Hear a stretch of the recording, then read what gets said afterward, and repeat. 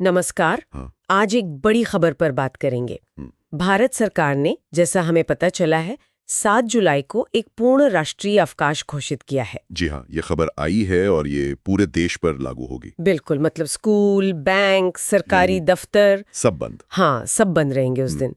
ये अपने आप में एक काफी महत्वपूर्ण घोषणा है। सही कहा। तो आज हम इसी पर गहराई से बात करेंगे।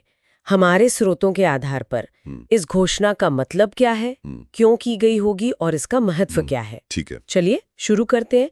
सबसे पहले तो इसका जो तत्काल असर है, मतलब ये राष्ट्रीय व्यापी बंद, आम लोगों के लिए इसका क्या मतलब है? देखिए, सबसे सीधी बात तो स्कूल बंद रहेंगे।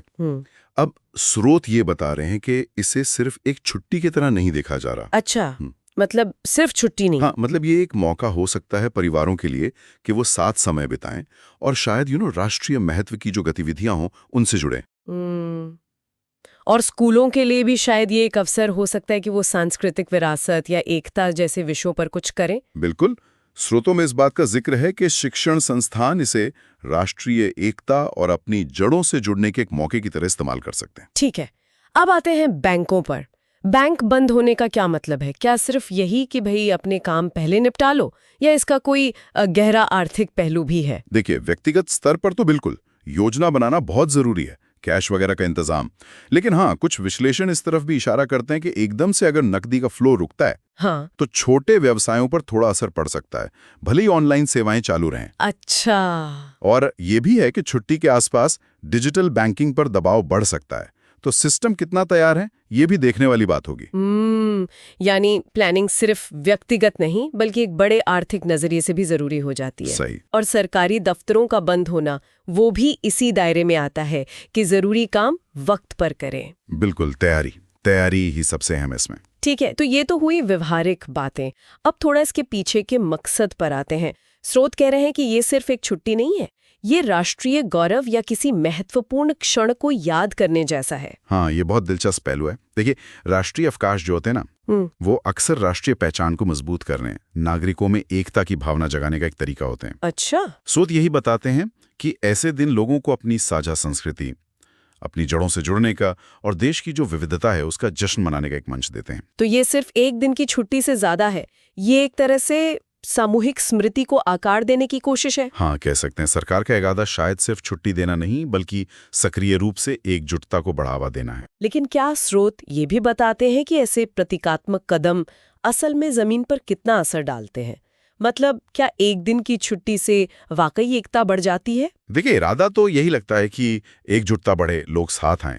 स्रोत इस पर जोर देते हैं कि राष्ट्रीय प्रतीक और साझा अवकाश लोगों को जोड़ सकते हैं।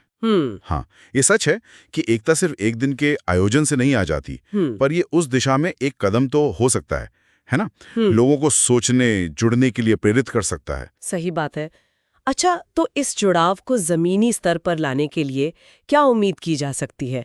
देश भर में किस तरह की गतिविधियां हो सकती हैं? उम्मीद तो यही है कि देश भर में सांस्कृतिक कार्यक्रम होंगे, परेड हो सकती हैं, सामुदायिक सभाएं हो सकती हैं। अच्छा। स्रोत इस बात पर रोशनी डालते हैं कि इसमें सामुदायिक केंद्र, स्थानीय संगठन, यहाँ तक कि धार्मिक संस्थान भी अहम भूमिका निभा सकते हैं लोगों को साथ लाने में। जैसे पारंपरिक संगीत या नृत्य, कला प्रदर्शनियां, इस तरह की चीजें। हाँ, बिल्कुल। और शायद इतिहास और संस्कृति पर कुछ कार्यशालाएं या चर्चाएं भी हों। ये सिर्फ मनोरंजन नहीं होगा। नहीं, बिल्कुल नहीं। ये तो सीखने और जुड़ने का भी मौका होगा। सही कहा। हो सकता है इतिहासकार या विशेषज्ञ आएं, इस दिन के महत्व पर बात करें।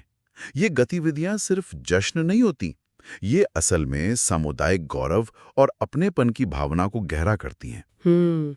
साझा अनुभव एक तरह से। बिल्कुल, साझा अनुभव समुदाय को मजबूत करते हैं। तो अगर हम पूरी बात को समेटें, एक तरफ तो इस छुट्टी के व्यवहारिक प्रभाव हैं जिनके लिए तैयारी करनी है, हाँ। और दूसरी तरफ ये राष्ट्रीय एकता, सांस्कृतिक जुड़ाव और सामुदायिक स्मृति को बढ़ावा देने का एक प्रतीकात्मक प्रयास है। हाँ, संक्षेप में यही दो मुख्य बातें, एक तो तात्कालिक असर और दूसरा गहरा लंबे समय का सांस्कृतिक और राष्ट्रीय महत्व, और ये दोनों जुड़े हुए हैं। बिल्कुल।